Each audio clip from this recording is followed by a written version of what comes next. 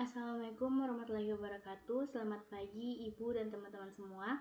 Perkenalkan, nama saya Aulia Maharani dengan NIM A251230055 dari kelas B.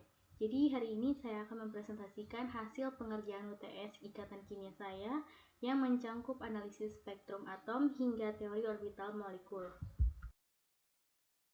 Baik, untuk mempersingkat waktu, langsung saja pada soal nomor 1. Sisa dari supernova E010272 yang berjarak 200.000 tahun cahaya dari bumi diketahui memiliki kandungan oksigen miliaran kali lebih banyak dibandingkan dengan kandungan oksigen yang ada di bumi. Karena temperatur yang sangat tinggi, atom oksigen dalam supernova tersebut mengalami ionisasi berulang sehingga menjadi spesies yang mirip atom H. Keberadaan ion ini terdeteksi dari garis liman yang sangat spesifik, yaitu transisi dari N2 ke N1.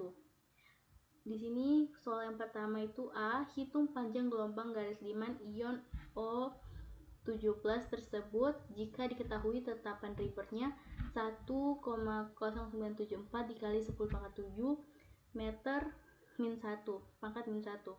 Yang B, unsur lain dalam keadaan serupa atau mirip hidrogen juga senyawa kimia terdapat supernova tersebut memiliki garis liman dengan panjang gelombang 1,2 nanometer. Tentukan nama unsur tersebut. Baik, masuk ke soal pertama mengenai fenomena di supernova E010272. Di sana itu terdapat ion O7+ yang berperilaku seperti atom hidrogen karena hanya memiliki satu elektron. Jadi untuk menghitung panjang gelombang transisi liman dari N sama N2 ke N1 itu kita menggunakan rumus Rieber yang dimodifikasi dengan nomor atom Z. Karena ini adalah oksigen, maka Z-nya itu adalah 8. Setelah memasukkan angka-angka tersebut, didapatkan panjang gelombangnya sebesar 1,898 nanometer. Selanjutnya, jika ditemukan garis liman lain dengan panjang gelombang 1,2 nanometer, unsur apakah itu? Jadi dengan membalik rumus tadi, untuk mencari nilai Z, saya mendapatkan nilai Z itu kuadrat sekitar 101 yang jika diakarkan hasilnya itu mendekati 10. Jadi berdasarkan tabel periode, unsur dengan nomor atom 10 itu adalah neon. Jadi unsur tersebut adalah neon dalam keadaan triionisasi. Baik, kita langsung masuk ke soal nomor 2. Di sini soalnya itu ramalkan bentuk geometri molekul senyawa berikut berdasarkan teori VSPR serta tentukan yang mana bersifat polar dan nonpolar. Jadi yang pertama itu ada Cl2O, yang B ada SF4, yang C ada PO4 3-.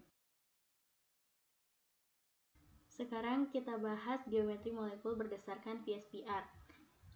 Konsep utamanya itu adalah pasangan elektron akan saling menolak untuk mencari posisi paling stabil.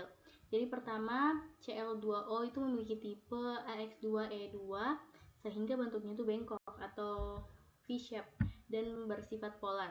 Jadi kedua itu ada SF4 dengan tipe AX4E memiliki bentuk seesaw atau jungkat-jungkit karena bentuknya itu tidak simetris.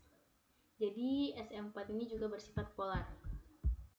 Baik, selanjutnya kita masuk ke soal nomor 3 yang dimana soalnya itu ramalkan bentuk geometri molekul senyawa berikut berdasarkan teori hibridisasi. Yang A itu ada XF4, yang B ada SF4, yang C ada PCl3.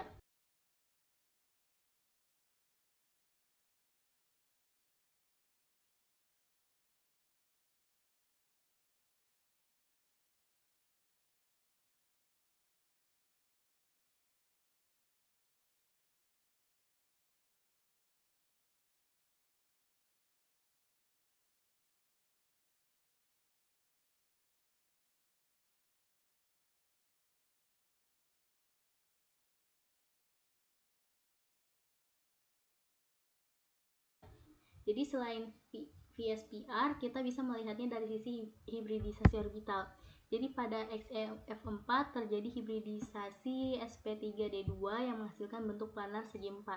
Lalu untuk SF4 dia itu menggunakan hibridisasi sp3d, jadi dia menjadi bentuk seesaw.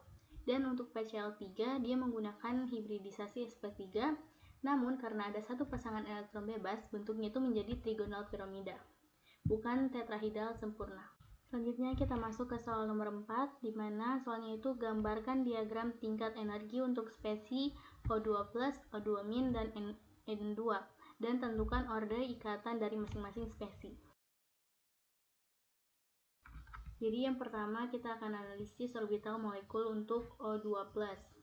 Jadi untuk molekul oksigen netral O2 dia itu memiliki 12 elektron valensi, namun pada spesi O2+ kita melepaskan 1 elektron sehingga tersisa 11 elektron valensi. Jadi elektron yang hilang diambil dari orbital antibonding. Dalam dunia kimia itu orbital antibonding itu bersifat melemahkan ikatan. Jadi karena jumlah elektron di orbital antibonding itu berkurang, jadi orde ikatannya itu meningkat dari 2 menjadi 2,5. Jadi kesimpulannya O2+ itu memiliki ikatan yang lebih kuat dan jarak antar atom yang lebih pendek dibandingkan oksigen biasa. Selanjutnya kita masuk analisis orbital molekul O2-. Jadi sebaliknya, pada spesi O2- kita menambahkan 1 elektron tambahan ke dalam sistem sehingga total menjadi 13 elektron valensi. Jadi elektron ditambahkan ini terpaksa masuk ke orbital pi antibonding yang masih kosong. Jadi dampaknya itu penambahan elektron di area antibonding meningkatkan gaya tolakan antar inti atom. Jadi ini seperti memberikan beban tambahan yang merusak kestabilan ikatan. Jadi akibatnya orde ikatan turun menjadi 1,5. Secara fisik, O2- itu memiliki ikatan yang paling lemah dari jarak ikatan yang paling panjang di antara ketiga spesi oksigen yang kita akan bahas hari ini. Oke, terakhir kita masuk ke orbital molekul N2. Jadi pada slide ini kita melihat diagram tingkat energi untuk molekul N2 atau nitrogen memiliki total 10 elektron valensi. Jadi 5 dari masing-masing atom. Jadi elektron ini mengisi orbital bonding dan orbital antibonding.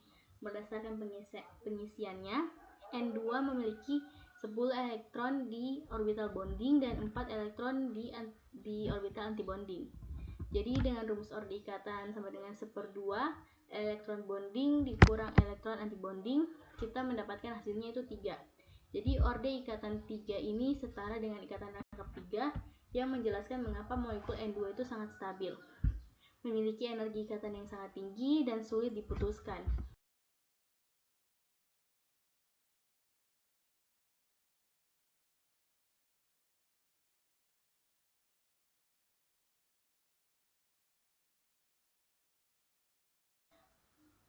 Lanjut ke soal terakhir.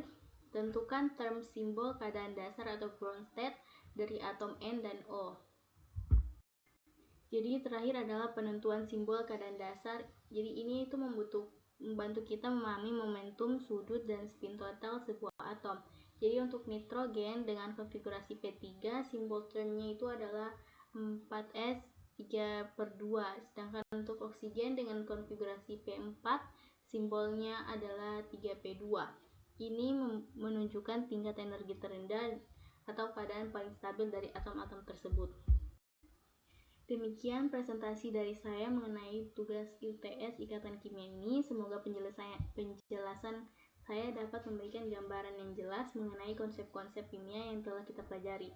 Terima kasih atas perhatiannya. Wassalamualaikum warahmatullahi wabarakatuh.